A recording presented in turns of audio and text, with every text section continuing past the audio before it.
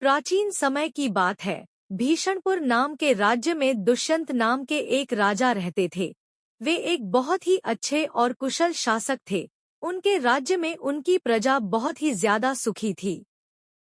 लेकिन पास ही राज्य में एक दूसरा राज्य था जिसका राजा बहुत ही क्रूर और अत्याचारी था। उसने भीषणपुर की प्रजा को बहकाया और भीषणपुर राज्य पर आक्रमण कर दिया। राजा दुष्यंत को इस साजिश की भनक भी नहीं थी। इस वजह से वो आक्रमण की तैयारी भी नहीं कर पाए। परिणाम यह हुआ कि उनकी सेना दुश्मन की सेना के आगे टूटने लगी। राजा दुष्यंत के कई सैनिक मारे गए। उनका रथ भी टूट चुका था जिसकी वजह से उनका घोड़ा और खुद वो भी घायल हो चुके थे।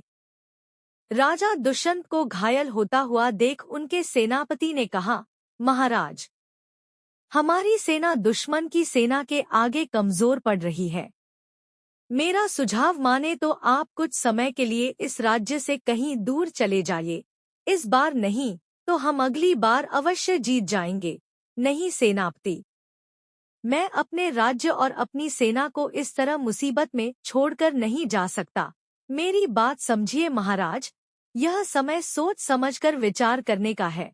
आप सेना और राज्य की चिंता मत कीजिए। जब तक मेरे प्राण हैं, तब तक मैं पूरे बल के साथ दुश्मन का मुकाबला करूंगा। आप एक बार स्वस्थ हो जाइए, उसके बाद आप इस राज्य में वापस अपना कदम रखना।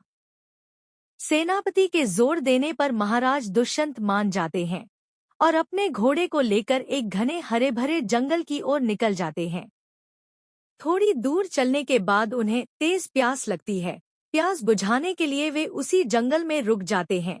सामने पहाड़ों से बहता हुआ झरना देख वे अपने घोड़े को वहीं घास चरने के लिए छोड़ देते हैं और खुद उतरकर उस झरने की तरफ बढ़ते हैं।